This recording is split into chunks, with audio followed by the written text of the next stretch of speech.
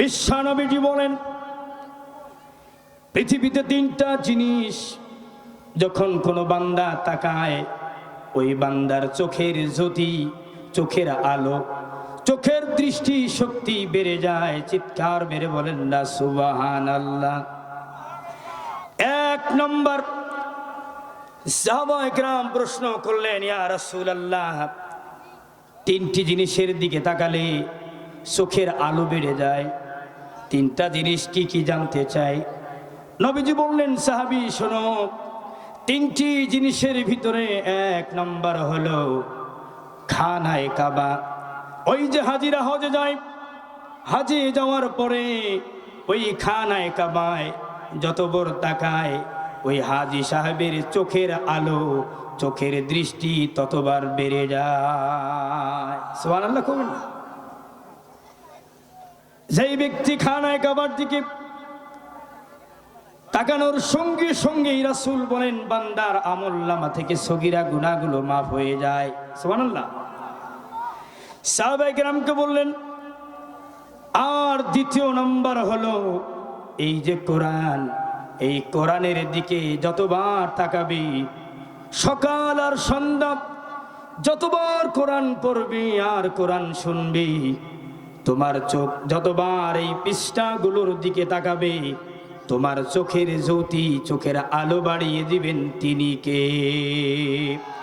আমার নবী বলেন, এই কোরআনের দিকে বান্দা যতবার তাকাবে, ওই বান্দার জীবনের যত সগীরা গুনাহ, সমস্ত গুনাহ খাতা আমার আল্লাহ মাফ করে ধুয়ে মুছে সাফ করে দিবি।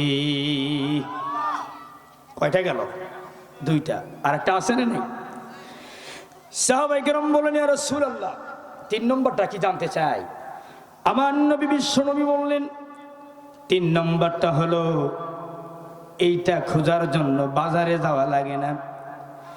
তিন নম্বর, এটা খোঁজার জন্য কোনো দোকানে যাওয়া লাগে না, এটা তালাশ করার জন্য মার্কেটে যাওয়া লাগে না, বাজারে যাওয়া লাগে না। এই তিন নম্বর যার দিকে তাকালে চোখের জ্যোতি বেড়ে যায়, চোখের আলো বেড়ে যায়, সগীরা গুনাহ মাফ হয়ে যায়। তৃতীয় নম্বর যিনি, তিনি হলেন আপনার আর আমার মা। সুবহানাল্লাহ বলেন। মা, মায়ের দিকে যতবার তাকাবেন ততবার সগীরা গুনাহ মাফ করে দিবেন তিনি কে? ওরে ভাই জোরে কোন তিনি কে? ততবার চোখের জ্যোতি বেড়ে যাবে। সুবহানাল্লাহ। এই মায়ের সেবা, মায়ের খেদমত জনগণ করতে চায় না, ঠিক কিনা বলে? মাকে দূর দূর করে তাড়ায় দেয়। আহা আফসোস, মায়ের সেবা করলেই জান্নাত নিশ্চিত, ঠিক কিনা কোন? আমার নবীজি বলেন, তোমার ঘরে মা, তোমার মায়ের দিকে একটু মায়ার নজরে একবার যদি তাকাতে পারো খোকা, ও বাদল, ও মানিক, ও জাদু সোনার কলিজা টুকরা সন্তান, তোমার মায়ের চোখের দিকে, চেহারা মোবারকের দিকে যদি একবার তাকাতে পারো, আমার আল্লাহর নবী বলেন, তোমার আমলনামায় একটা কবুল হজ্জের সওয়াব দান করবেন যিনি, তিনি কে? ভাই জোরে বলেন তিনি কে? আরে মায়ের দিকে তাকাইলেও হজ্জের সওয়াব হয়। সুবহানাল্লাহ কবেন না? একটা হজ করার জন্য টাকা লাগে, পয়সা লাগে, টাকার ভিতরে ভেজাল থাকলে হজ কবুল হয় না, এয়ারপোর্ট পর্যন্ত হজ থেকে যায়, ঠিক কিনা কম? আর যদি মায়ের দিকে তাকান, কবুল হজের সওয়াব হয়ে যায়। সাহাবায়ে কেরাম বলেন, ইয়া রাসূলুল্লাহ, ওগো ইয়া হাবিবাল্লাহ, ওগো সাদিক নবী, আমি যদি দিনে আমার মায়ের দিকে 70 বার তাকাই, আমার মা কে যদি আমি 70 বার দেখি, আমার আল্লাহ কি আমার আমলনামায় 70টা কবুল হজ্জের সওয়াব দিবে নাকি? সাহাবায়ে কেরাম প্রশ্ন করলেন, রাসূল জবাব দিলেন, ওগো আমার প্রাণের সাহাবী, আমার আল্লাহর ভান্ডারে সওয়াবের অভাব নাই। আমার আল্লাহ এই মুহূর্তে সাক্ষী দিয়ে দিলেন, ওগো সাহাবী, তোমার মায়ের চোখের দিকে, চেহারার দিকে দিনে 70 বার তাকাবে, সঙ্গে সঙ্গে তোমার আমলনামায় 70টা কবুল হজ্জের সওয়াব তোমার তোমাকে দান করবে। সুবহানাল্লাহ। আর একটু জোরে কন্যা সুবহানাল্লাহ। আর এই মাকে যারা কষ্ট দেয় জাহান্নামে যাবে, ঠিক কিনা কো? যখন আমরা অনার্সে পড়ি 100 মার্কের একটা কোর্স ছিল, তাফসিরে ইসরাইলিয়াত, ইয়াহুদীদের লেখনী। ওখানে কিছু গল্প, কিছু কিচ্ছা সেখানে দিয়েছে। আমি কিচ্ছা বলার উদ্দেশ্যে আসিনি। সম্মানিত দিনী ভাইরা, একান্ত আপনজনের আমার প্রাণের প্রিয় ভাইরা, তো মূসা কালিমুল্লাহর সময়ের এই বৃত্তান্ত ঘটনাটি মা এবং ছেলের, এটা তাফসিরে ইসরাইলিয়াতে চলে এসেছে, ফাজাইলের জন্য বলা যেতে পারে। আমার ভাইরা, মূসা কালিমুল্লাহ বর্ণনা করতেছেন, বাড়িতে খালি গন্ডগোল লাগে, ছেলে আর ছেলের বউ আর শাশুড়ির মাঝে খালি গন্ডগোল। এরকম গন্ডগোল আছে না নাই ভাই? এখন আছে না নাই? কথায় কথায় গন্ডগোল। 3টা বছর কষ্ট করে মেহনত করে খুঁজে খুঁজে লেখাপড়া শেষ করে একটা সুন্দরী রূপসী মহিষী নারীকে বিবাহ করার পরে বাড়িতে যখন গন্ডগোল শুরু হয়ে যায়, যখন ঝগড়াঝাটি বারবার শুরু হয়ে যায়, বলেন তো দেখি ওই পরিবারে শান্তি থাকে? শান্তি থাকে? আমার কথা শোনা যায়?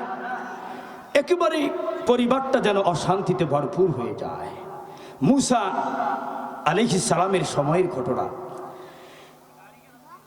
ছেলে বাজার থেকে এসে মাকে বলে, মা, তোমার বৌমা অভিযোগ দায়ের করেছে। ওগো মা, হয় তোমার বৌমা বাড়িতে থাকবে, নতুবা তোমাকে বাড়ি ছাড়তে হবে। এরকম বউ আসেন নাই? ও ভাই আসে না নাই?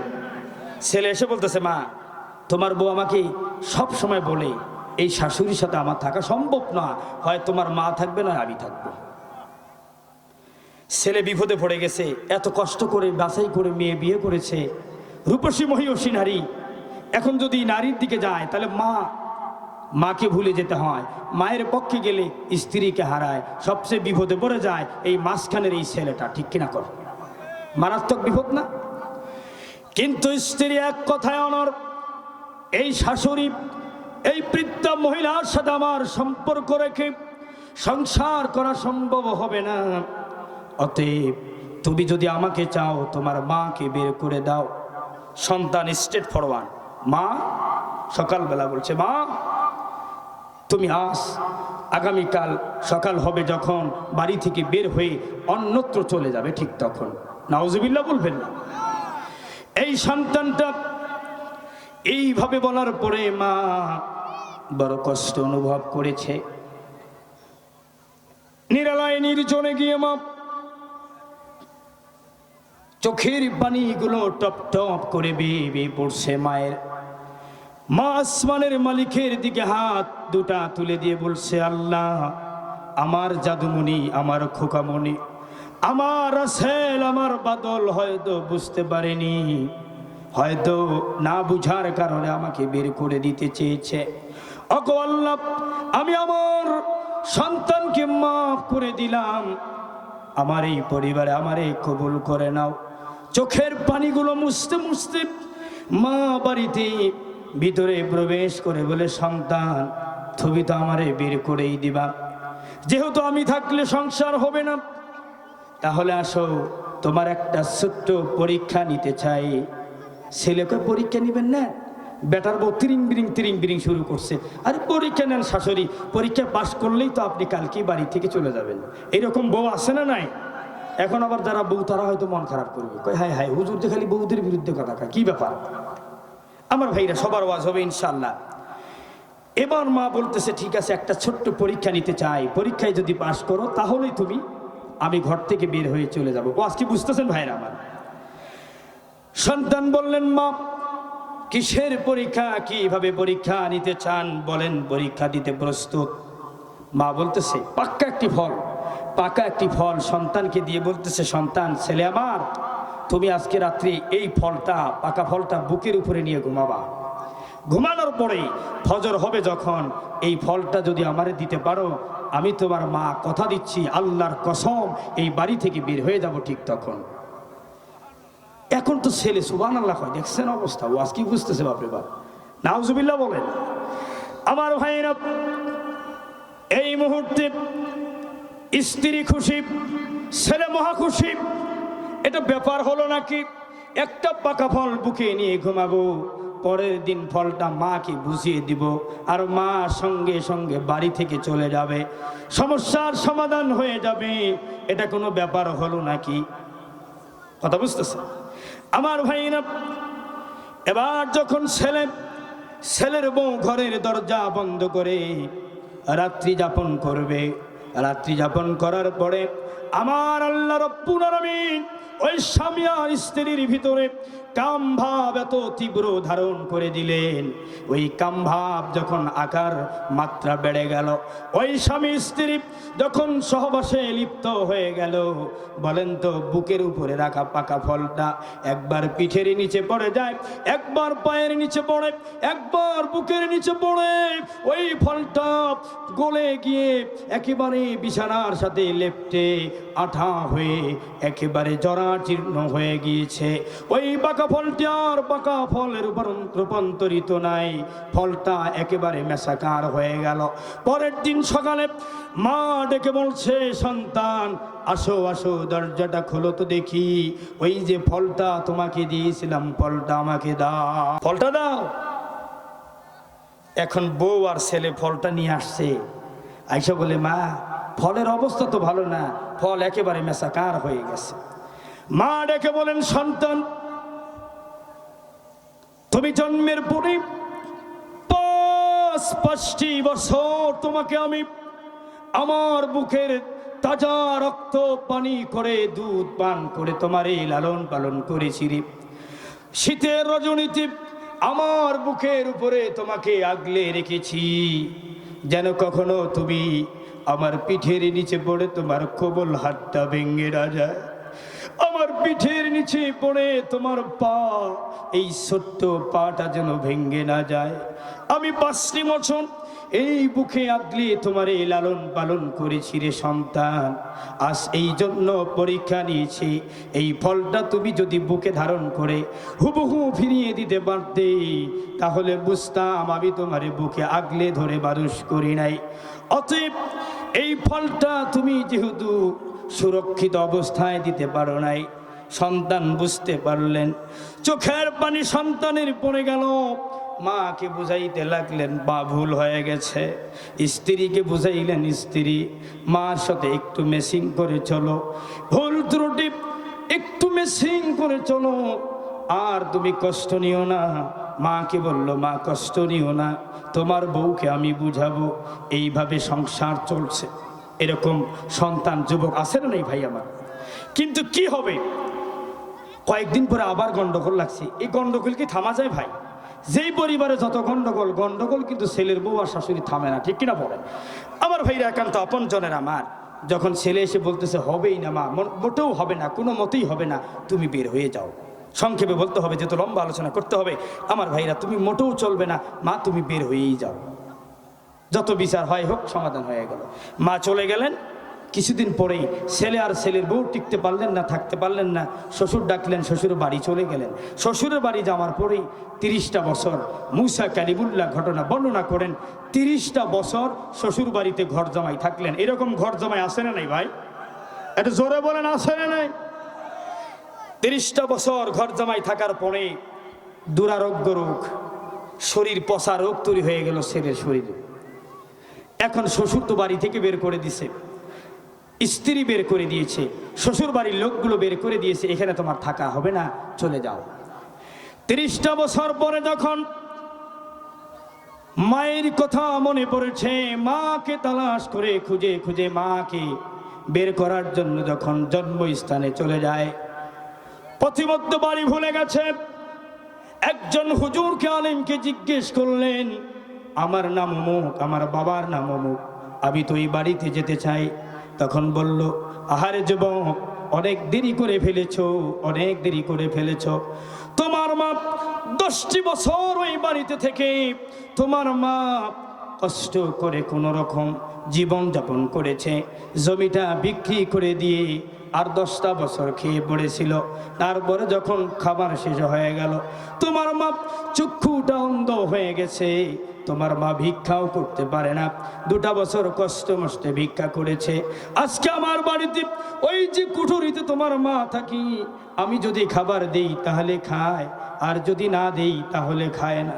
যাও যাও যাও, তোমার মায়ের খোঁজ নাও। সুবহানাল্লাহ।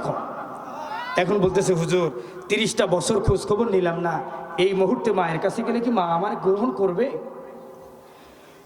আলেম বললেন যাও যাও যাও, 50 বছর যদি তুমি তোমার মায়ের খোঁজ নাও নিতা, তোমার মা রক্ত পানি করে তোমার লালন পালন করেছে, নারী ছেড়া ধন, যাও তোমাকে তোমার মা বুকে আগলিয়ে নিবে। সুবহানাল্লাহ। বাড়িতে চলে গেলেন। বাড়িতে গিয়ে যখন দরজার সামনে গেলেন, দরজার সামনে গিয়ে দেখতে পেলেন মা দরজা খোলা রেখে হাত দুটো আসমানের দিকে তুলে দিয়ে দোয়া করতেছে, ওগো আল্লাহ, আমি তো কিছুদিনের ভিতরে হয়তো মরে যাব, শরীরটা আমার ভালো না, আমি যদি এই মুহূর্তে মরে যাই তাহলে তো আমার কোনো সন্তান আমার কাছে নাই, আমাকে পর পুরুষ, আমি ব্যাপারত অবস্থায় আমাকে অন্য মানুষ জানাজা দিবে, দাফন কাফন করবে। আহারে আল্লাহ, আমার সন্তানটা যদি ফিরে আসতো আর আমাকে যদি আমার পাশে থেকে দাফন কাফন করত, কতই না ভালো হতো। আমার সন্তানের ব্যাপারে আমার কোনো অভিযোগ নাই। আল্লাহর কাছে হাত তুলে দোয়া করতেছে। সুবহানাল্লাহ করবেন না। সন্তান দরজার সামনে এসে দেখতে পেলেন মা দোয়া করতেছে। আহারে যুবক, এই মায়ের দোয়া শুনে যখন সন্তান সঙ্গে সঙ্গে মা বলে ডাক দিলেন, মা চিৎকার করে সোজা হয়ে দাঁড়াতে পারে না, বসতে পারে না, চোখ দুটো অন্ধ হয়ে গিয়েছে মায়ের। ওই মাটা জোরে সরে দাঁড়িয়ে ঝাঁপিয়ে পড়ে সন্তানের কণ্ঠ শুনে সন্তানকে বুকে ধরে জড়িয়ে ধরার জন্য দৌড় দিয়া ওই সন্তানকে বুকে আগলে নিয়েছে। সন্তানকে বলছে, সন্তান শোনো, 30টা বছর তুমি আমার খোঁজ খবর নাও নাই তো কি হয়েছে? এই যে দেখো দরজাটা খোলা, এই দরজাটা আমি তোমার জন্য খোলা রেখেছি। আমি জানি আমার মানিক, আমার খোকা একদিন না একদিন ভুল বুঝি চলে আসবে। আজ তুমি চলে এসেছ, আসো আসো আমার বুকে আসো। সুবহানাল্লাহ করবেন না, জোরে বলেন না সুবহানাল্লাহ। এবার সন্তান যখন বুকের কাছে আসে, সন্তান বলে, আম্মা গো, দেখো আমার হাত পচে গেছে, পা পচে গেছে, আমার দেহগুলো ক্ষত বিক্ষত হয়ে গেছে, তুমি আমার কাছে নিবানি? মা বলছে, খোকারে, তোমার দেহ পচে যেতে পারে, তোমার হাত কেটে পড়ে যেতে পারে, তুমি তো আমার গর্বে ছিলারে সন্তান, এখন তুমি এসেছো, আসো তুমি তোমার ওই পচা দুর্গন্ধযুক্ত শরীর সহ ঘাওয়ালা সহ আমার বুকে আসো, আমি তোমাকে গ্রহণ করে নিলাম। সন্তান, তোমার ব্যাপারে আমার কোনো অভিযোগ নাই। সুবহানাল্লাহ বলেন। এইরকম মা হাজারো কষ্ট দিবেন, ক্ষমা করে দেয় যিনি, তার নাম হলো মা। জোরে বলেন, তার নাম কি? মা। এই মায়ের পেয়ে যারা কষ্ট দেয়, খোদার কসম, ওই মাকে কষ্ট দিলে জাহান্নামে যেতে হবে। ঠিক কিনা বলেন? আর মাকে যদি ভালোবাসেন জান্নাতে যাবেন। আমরা জান্নাতে যেতে চাই কি চাই না? দুটো হাত তুলে আল্লাহকে দেখাই, নারে তাকবীর, নারে তাকবীর। বলেন আল্লাহ, বলেন আল্লাহ, আমাদেরকে জান্নাতি হিসাবে কবুল করে নিন, আমাদের মায়ের খেদমত করার তৌফিক দান করুন, আমাদের পিতার খেদমত করার তৌফিক দান করুন। আমিন।